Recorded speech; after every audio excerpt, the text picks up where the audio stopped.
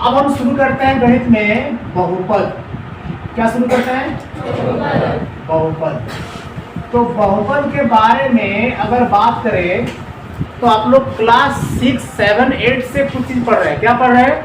बीजीय व्यंजक। बीजीय व्यंजक कभी आपने देखा है ऐसा कहीं पर लिखा हुआ देखा आप ऐसे x+4 या इस तरह का? यहाँ पर हो सकता है कि आप देखे होंगे y-2, है ना?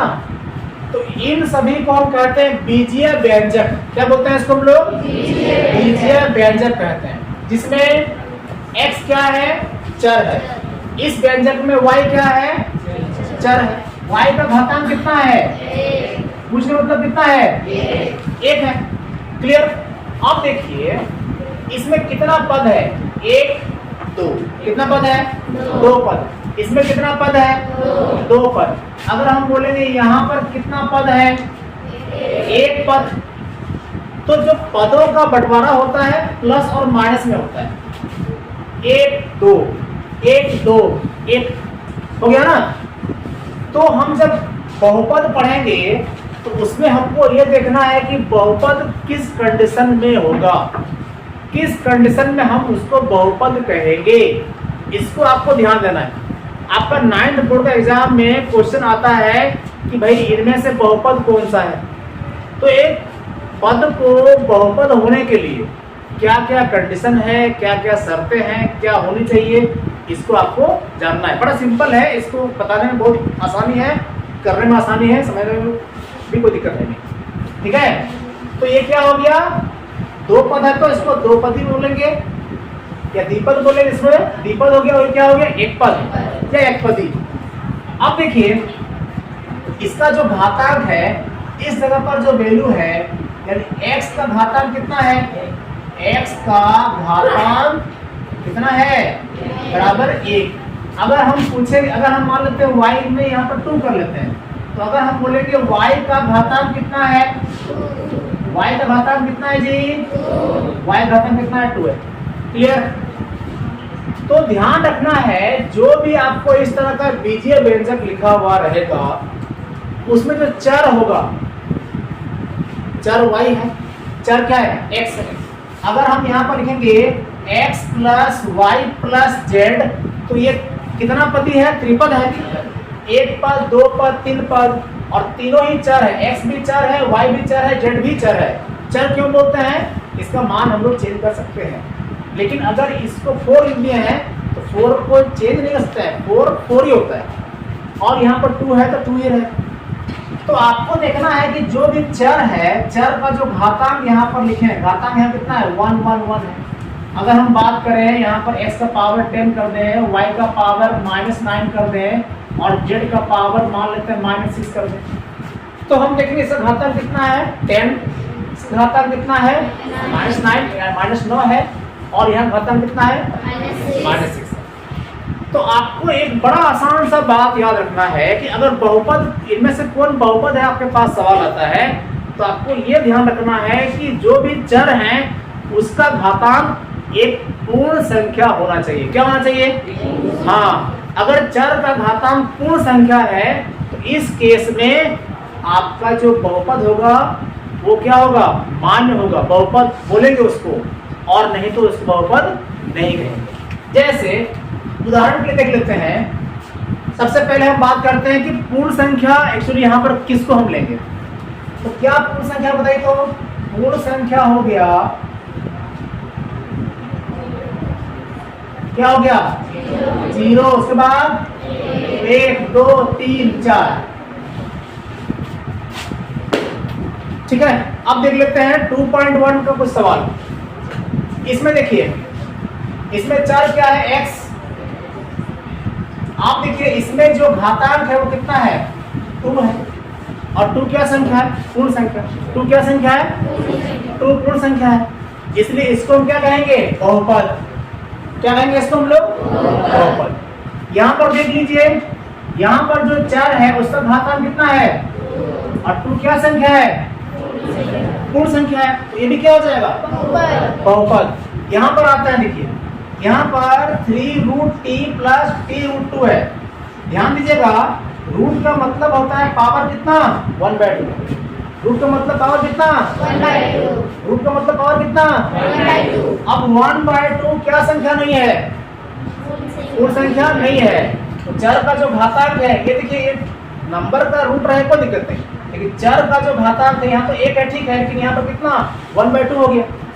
चर का घातांक यहाँ पर 1/2 हो गया, तो 1/2 पूर्ण संख्या नहीं है, इसलिए बहुपद नहीं होगा। आगे बढ़ते हैं, इसमें देखिए, इसका अगर हम एलसीएम करेंगे तो कितना हो जाएगा, क्या हो जाएगा y, फिर y को y से गुना करो एलसीएम के हिसाब से, तो कितना हो जाएगा, हाँ, और ये कितना हो जाएगा ओनली 2, कितना हो गया, ये 2 हो जाएगा।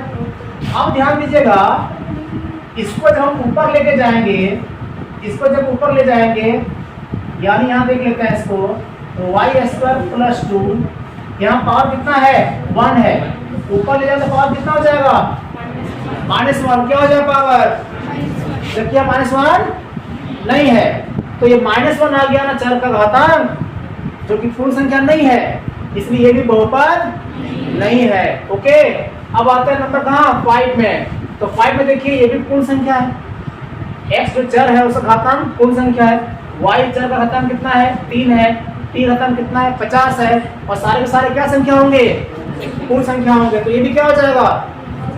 हाँ, तो प्रश्न संख्या 1 वाले में 2.1 का 1 नंबर, 2 नंबर और 5 नंबर, ये क्या है, हाँ, 1 नंबर, 2 नंबर, 5 नंबर, ये क्या है, बहुपद है, और ये दोनों बहुपद नहीं है।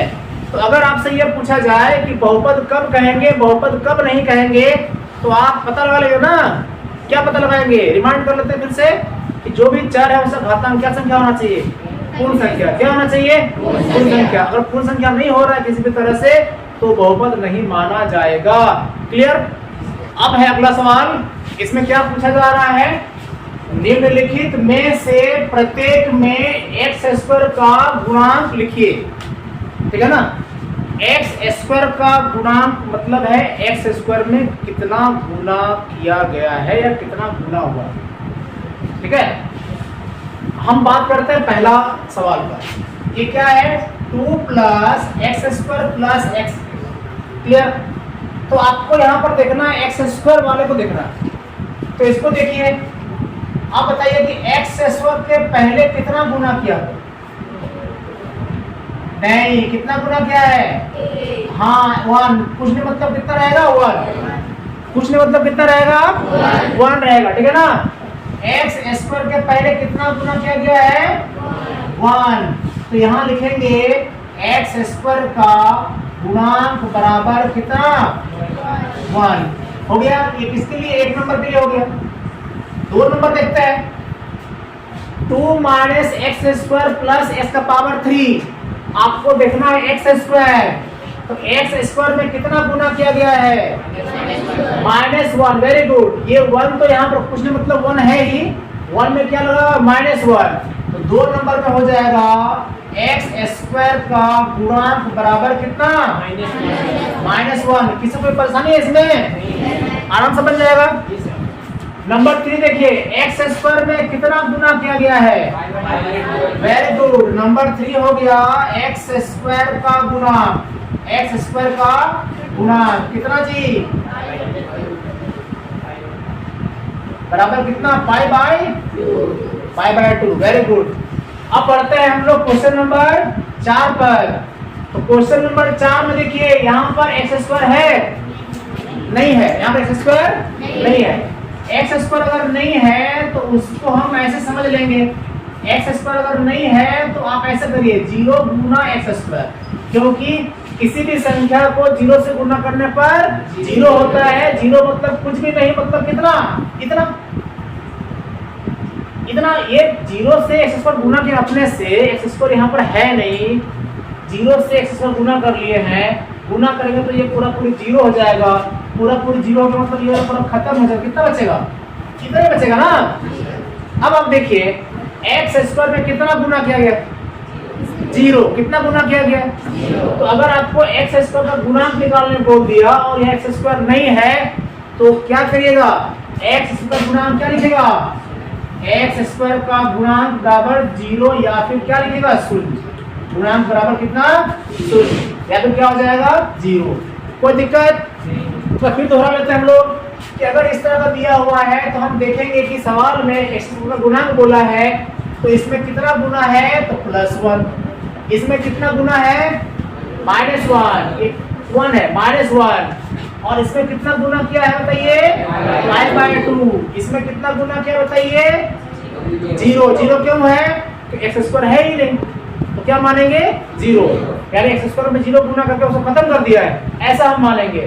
तो ये हो गया एक्स स्क्वायर का गुणांक कितना, शून्य। किसी को कोई दिक्कत इसमें, आराम से हो जाएगा। एग्जाम में अगर आता है ऑब्जेक्टिव क्वेश्चन तो आप कर लेंगे आराम से, कोई दिक्कत है किसी को, हो जाएगा, ठीक है।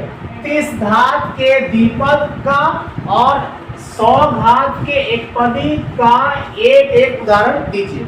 ये बहुत आसान है। देखो द्विपद कैसे लिखते हैं, अगर हम द्विपद का बात करें तो कैसे लिखेंगे, जैसे कि x प्लस क्या कर दिए 4, है ना, फिर आप कर सकते हैं 2x - 3, यानी 2 पद बनाना है आपको। यहाँ पर नंबर 2 मल्टीप्लाई है, यहाँ 1 मल्टीप्लाई है, x का गुणांक 1, x का गुणांक 2, तो ये कितना पद है, 2 पद है, ये 2 पद है। तो ऐसा बहुत सारा आप 2 पद बना सकते हैं, जैसे कि 3x माइनस कितना 4, 2 पद हो गया। अब पावर कितना करना है, घात कितना करना है, 35। तो आप इस जगह पर कितना करेंगे, 35, जहाँ x का घात कितना कर देंगे, 35।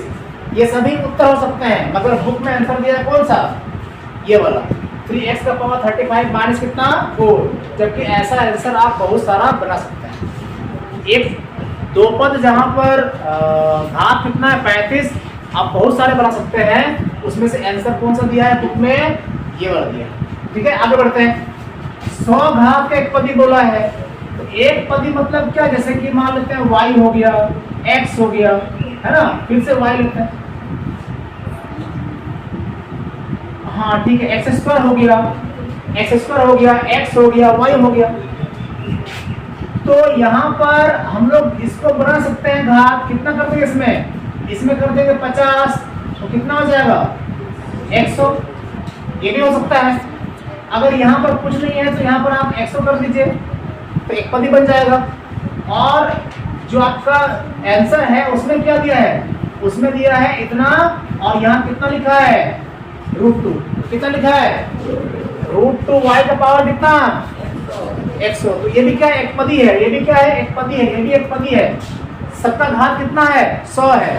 तो आंसर कौन सा दिया है बुक में, ये वाला।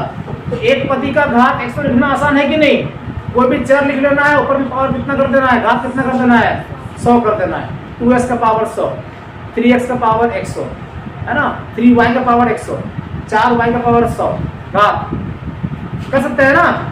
तो हम इस तरह का बहुत सारा बना सकते हैं, लेकिन आंसर जो दिया है बुक में इस तरह का दिया है। सवाल है क्वेश्चन नंबर 4 में, निम्नलिखित बहुपदों में से प्रत्येक बहुपद की घात लिखिए। तो इसमें आपको नहीं चेक करना है बहुपद है कि नहीं, बहुपद पहले से है ये बोला गया है, आपको चेक करना है कि बहुपद का घात कितना है, ठीक है ना। देखिए हम जरा इन लोगों का उत्तर जानने का प्रयास करेंगे। तो पहला सवाल को ले लेते हैं।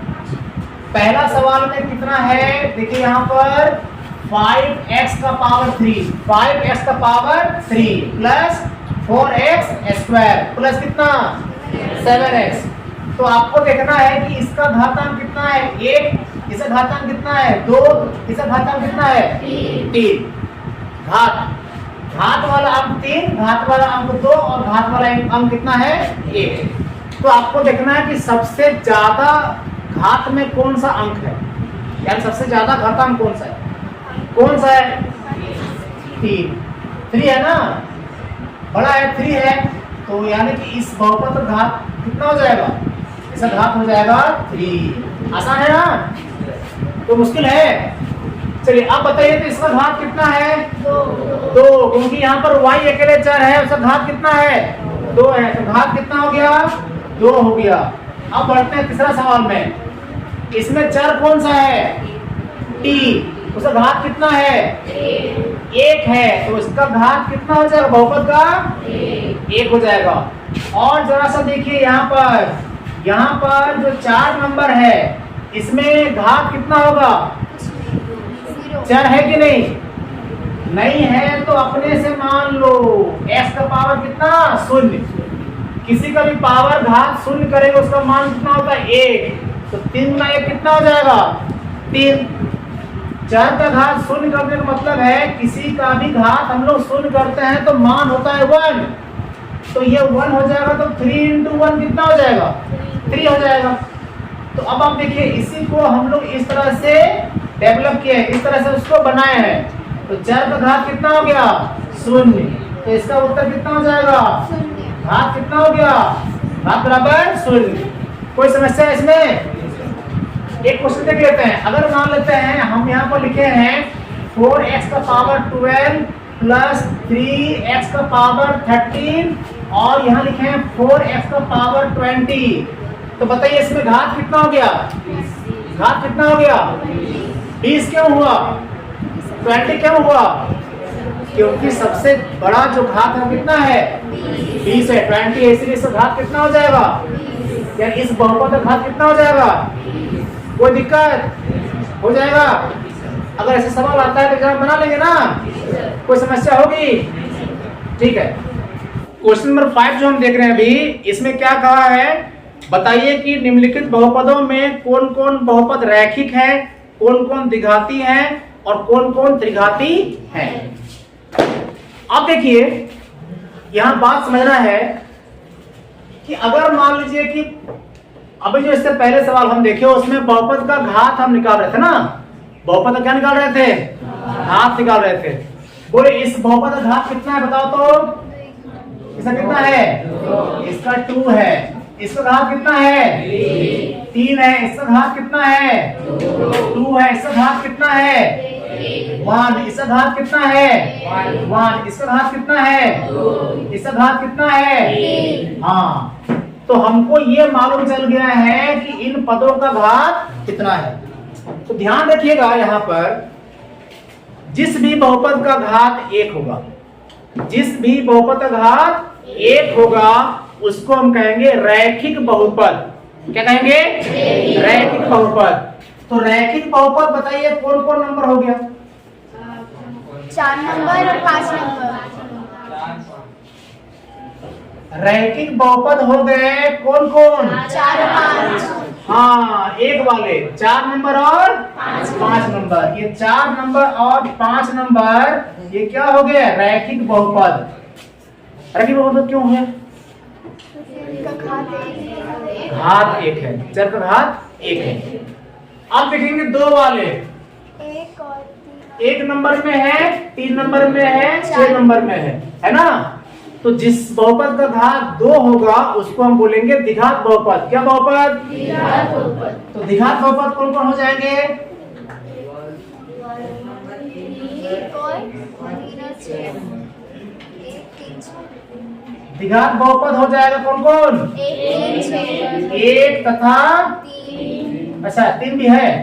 1 3 और कितना हो गया? 1 3 तथा 6। ये सब द्विघात बहुपद हुए। कौन कौन? 1 3 और 6। क्यों? इस घात का कितना है? घात कितना है इसका? 2 है। तो 2 घात होगा तो क्या कहलाएगा? द्विघात बहुपद। अब 1 घात होगा तो रैखिक बहुपद। और अब बाकी आप समझ लेंगे। जो 3 घात होगा तो त्रिघाती। तो त्रिघाती कौन कौन हो गए? 2 और 7। त्रिघाती बहुपद 2 और 7।